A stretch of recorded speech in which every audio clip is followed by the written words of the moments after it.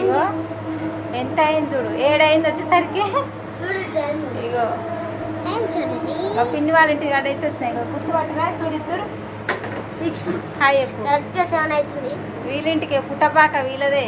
వామ్మో ఎట్లా వస్తుందే, మేము వచ్చినప్పుడు అయితే మాకైతే తలకాయ దిమ్ము అన్నది తల్లి. కూర్చొని నిలబడి కూర్చొని పొద్దుననంగా వెళ్తే ఇప్పుడు 7 అయింది కరెక్ట్ టైం. చీకటి అయింది. ఓకేనా ఫ్రెండ్స్, మేమైతే ఇక వీళ్ళింటికి అయితే చేరుకున్నాం. మేమైతే క్షేమంగా వచ్చినాం ఫ్రెండ్స్. బాయ్ మరి. పుట్టపాకకైతే వచ్చినాం మొత్తం మీద.